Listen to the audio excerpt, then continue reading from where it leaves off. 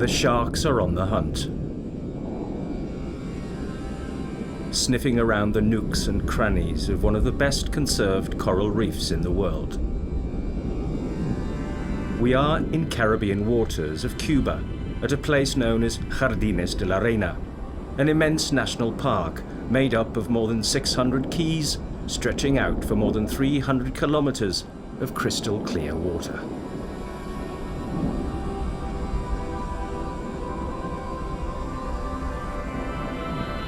In general, the archipelago is structurally homogeneous, broken only by a deep crest with a sheer slope on its southernmost side.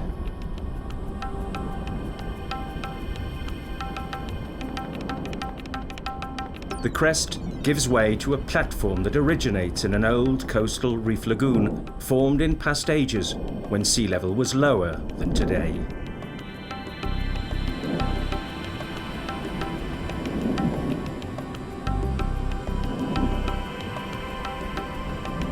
The platform is full of patch reefs, forming abrupt channels and a great variety of coral formations.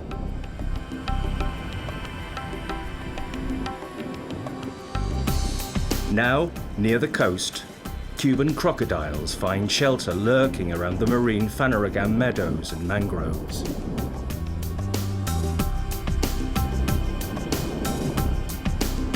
Mangroves are common in the Jardines de la Reina, creating an interface between land and sea. Their roots are the perfect spot for a myriad of species to reproduce. The superficial platforms, though, are colonized by Acropolla palmata coral. We are surprised by its fine state of conservation, as it is a species suffering regression all around the Caribbean.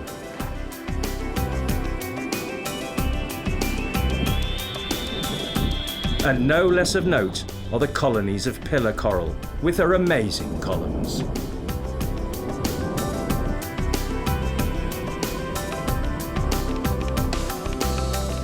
Following a series of channels going away from the coast, we again approach a reef crest. Clouds of fish, seemingly at risk, are an irresistible attraction for the Caribbean sharks.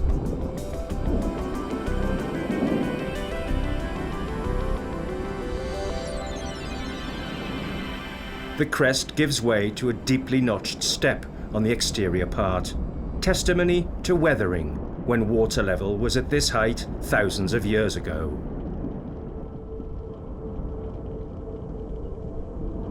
Here, numerous eroded structures can be seen, an effect caused when they lay above sea level.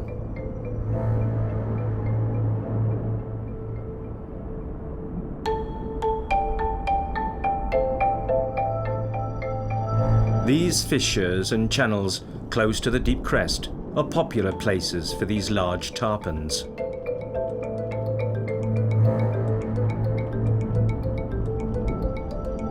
Or huge grouper, like this one.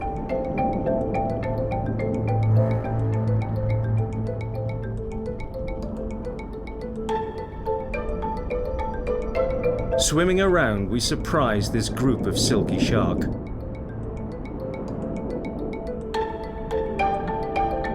This species likes to move around shallow water in open seas searching for tuna, its favorite food. It isn't unusual to see them near the coast either.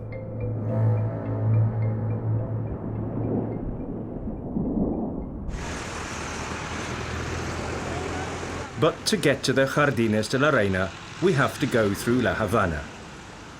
La Habana isn't only the capital of Cuba, but also the synthesis of the country, and is, without doubt, one of the prettiest cities of Latin America. Here, you can find the splendor of the tropics, the best of Spain, Africa, and the Caribbean. La Habana, with its aging American cars, its bustle, its buildings, its history and people, and its rhythms, leaves no one visiting indifferent.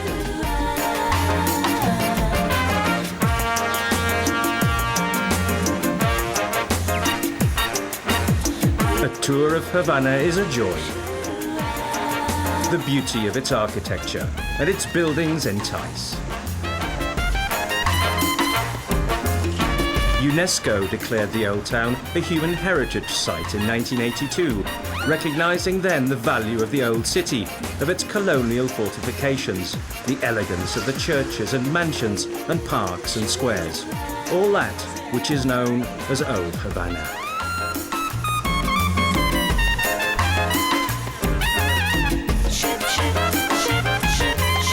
Before the success of the 1959 revolution, tourism was one of the major sources of income, after sugarcane and tobacco. Havana was the destination de rigueur of the Caribbean, especially for Americans, who at first looked for ways of getting around prohibition. After the revolution, relations between Cuba and the USA got worse, and the 1961 trade embargo condemned tourism. A slight improvement took place in the 1980s when the first Soviet visitors arrived, along with others from the allies of the USSR. But it lasted little. With the collapse of the Berlin Wall, Cuba was again to go into crisis. Without help from the Soviet bloc, the economy collapsed. Over the last 2 decades, an opening has taken place, mainly with Canadian and European tourists, and it is tourism which little by little is refloating the island, with Havana as the flagship.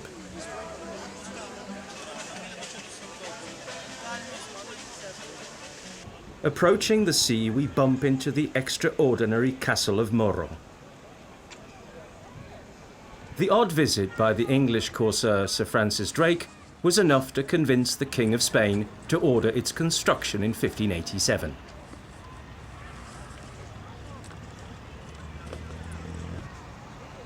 Its job was to afford protection to the bay, which acted as port for ships arriving in Havana.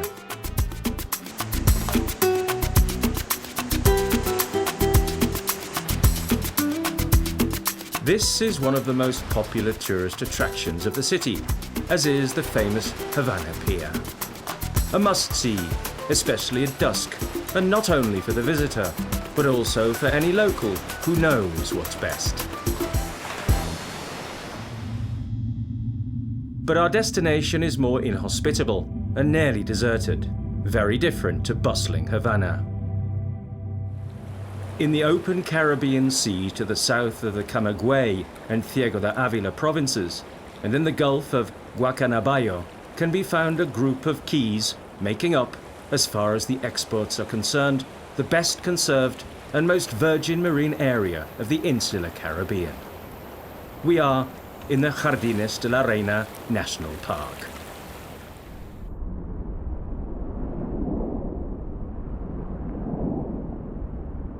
We head to the crest of a deep reef. Our journey is interrupted pleasantly by a group of Caribbean sharks swimming around us as they search for food. They especially like the reef crest and sniff around untiringly.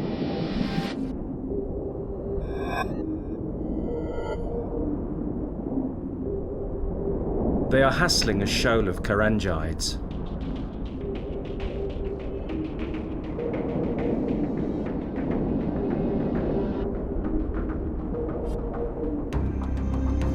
But at times it's not clear who is hassling who. This species of shark, not many years ago, was common to all the Caribbean, but is now ever scarcer. Overfishing is to blame. In fact, the only way to see large groups in many areas is to use bait, a practice still in use in some zones of the Caribbean.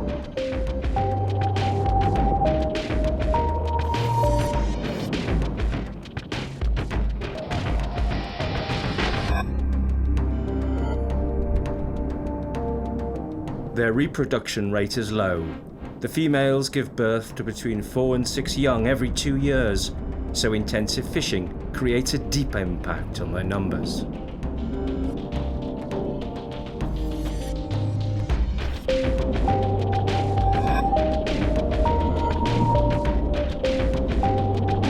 The clarity of the water at the reef crest supposes the abundance of life. Here, the density of coral, gorgonia and sponges is remarkable.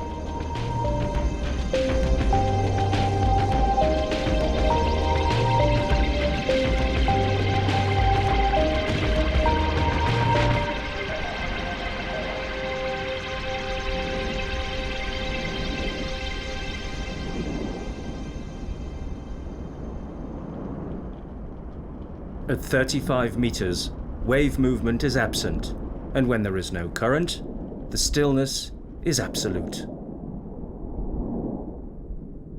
In this stillness, we see a black grouper posing among the corals.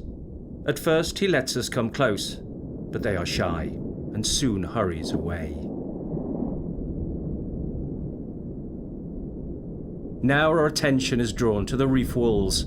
Despite its fragile look, the sponges are not helpless. They usually are armed with toxic substances which are harmful to most organisms eating them. This is a barrel sponge. Because of its size and long lifespan, some scientists name it the sequoia of the sea. The biggest ones can live for hundreds of years, even thousands.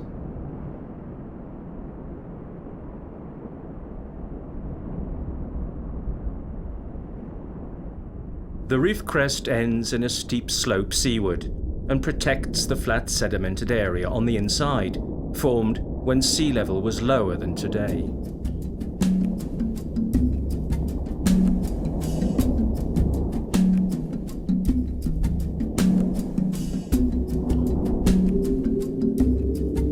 On the plain, we surprise this yellow-finned grouper, a fairly rare species and known to scientists as Mycteroperca venenosa. And not far away, a Nassau grouper passes in front of us. This abundance and diversity of groupers is an indication of the good state of conservation of the Jardines de la Reina National Park. This splendid black grouper changes colour fast. He may be trying to frighten us.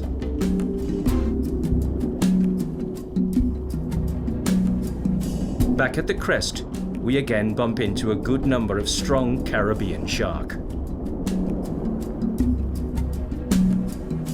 Wherever we go, sharks are to be found, looming around, always close to the reef.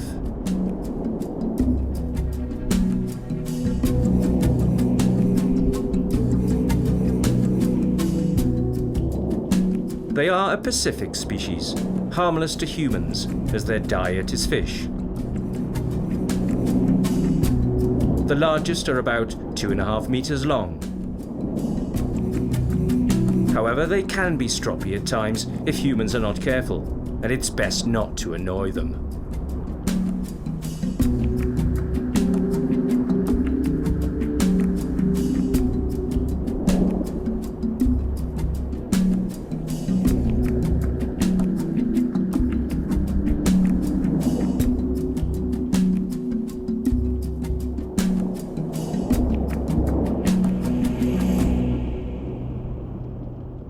We advance to the exterior wall along the channels generated between the huge coral masses of the reef crest.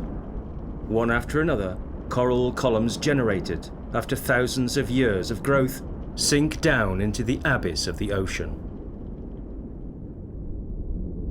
As we get to the walls, we see a proliferation of Aplycina sponges.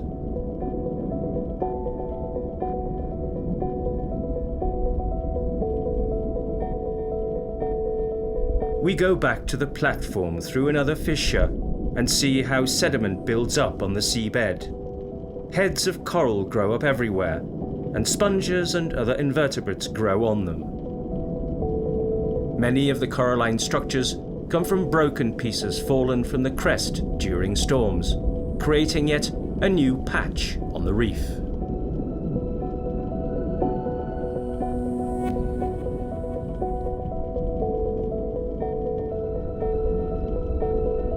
The Carangides are comfortable here, swimming close to the crest in search of shoals of victims.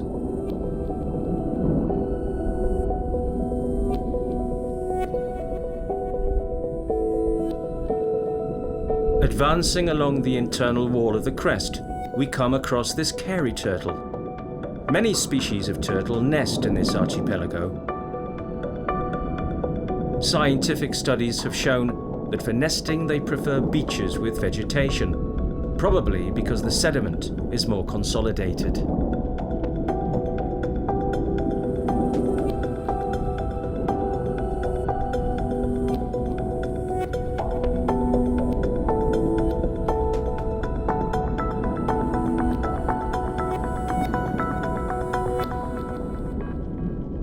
We leave the turtle because we are attracted by these tubes that look like rope. In fact, it is a sponge and usually lives on walls and such like.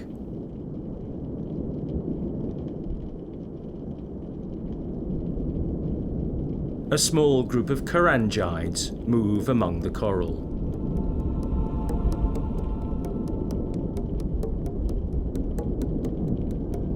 This species rarely swim alone, and at times form up massive shoals. They are good swimmers and reach high speeds when they hunt or when they feel danger.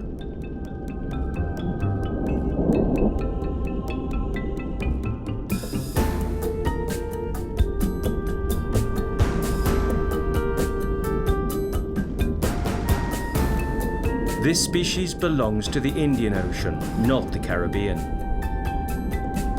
The invasion of lionfish in the Caribbean has touched El Jardín de la Reina.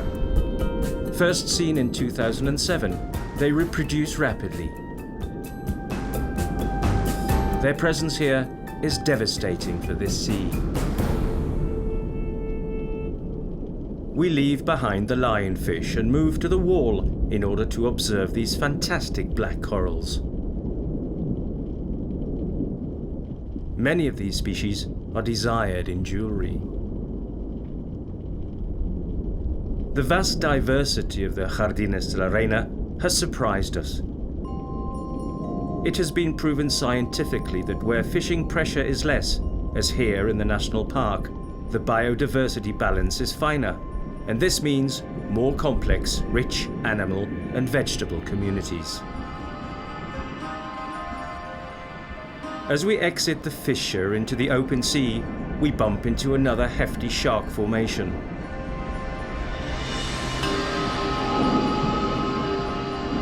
This time, they are silky sharks, closing in on the coast and probably after some shoal of tasty prey. This species of shark usually swims an open sea from the surface to 500 meters down, so it isn't common to spot them so close to the quays.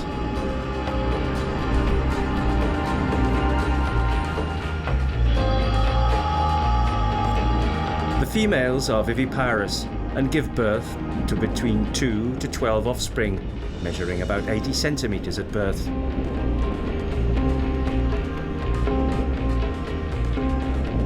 The young normally live in separate groups away from the adults in open sea.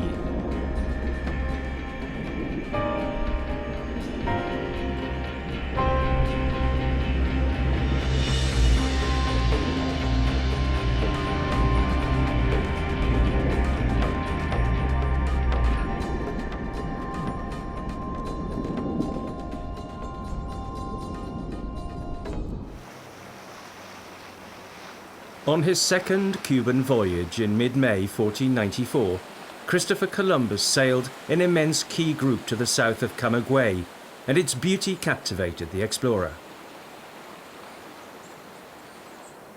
That is why the name Gardens of the Queen, or Jardines de la Reina, were given to the area. It was homage from the Admiral to the Queen of Castile.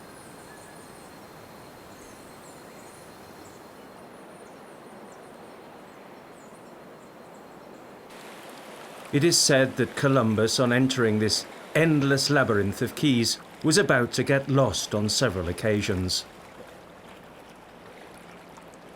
We aren't surprised. The gardens spread out over 2,100,000 hectares and is the principal virgin marine environment of Cuba. More than 600 keys of different sizes make up the area, from those just a few square meters big to the largest such as Caballones or Algodón Grande, several kilometers in size. They all form the main nucleus of the national park, created fundamentally to protect the unique landscape and its natural values, its extreme ecological fragility and its immense biological diversity.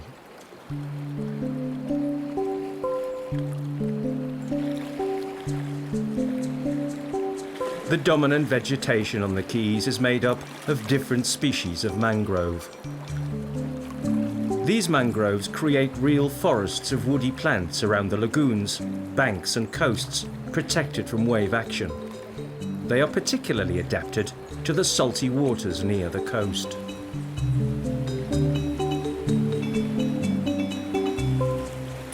The ecological roles of the mangroves are various. They trap sediment and leaves with their roots and create new terrain later occupied by different fauna. And one of the species well adapted to this tough environment is the iguana.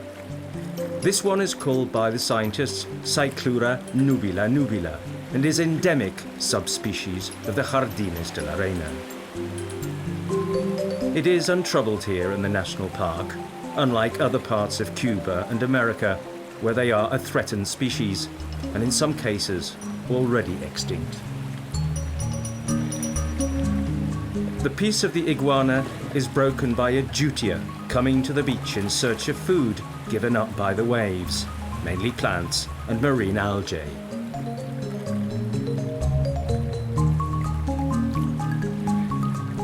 The Jutia conga, or Capronis piloris, is a mammal similar in size to a rabbit and is only found in Cuba.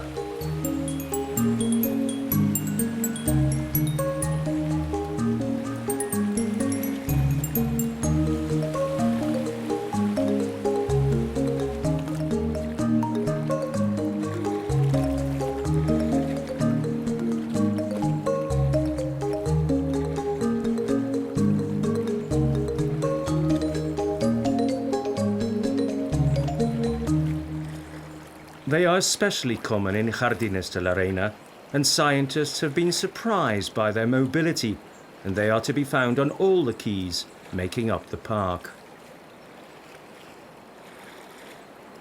We are not so surprised, though, after seeing how they scurry through the thicket of mangrove branches and roots.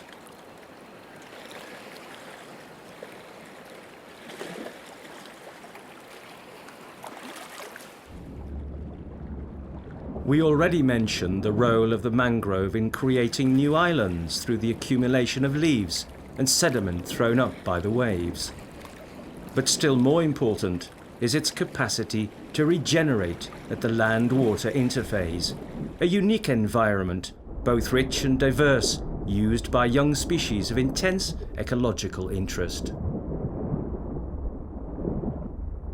These mangroves not only have an ecological value, but an economic one also, as they act as breeding grounds for many fish and crustaceans.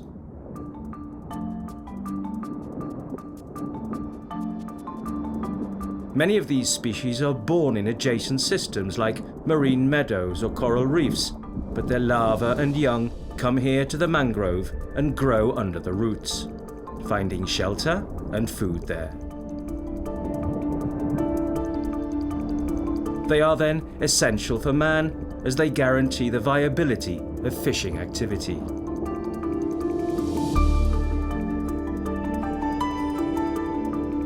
As a transitional area between land and sea, nutrients are plentiful, and that favours the growth of plankton, the very base of the marine trophic chain.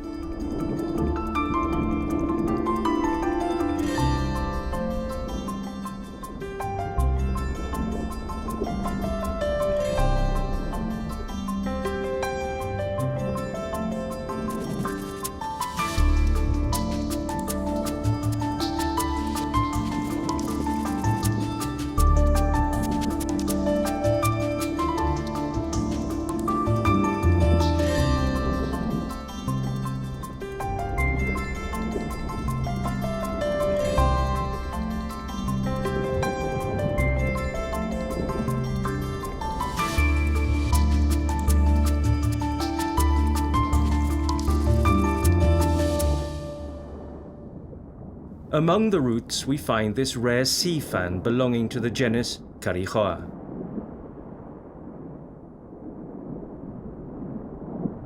They usually inhabit muddy environments and hadn't been identified in Cuba until recently.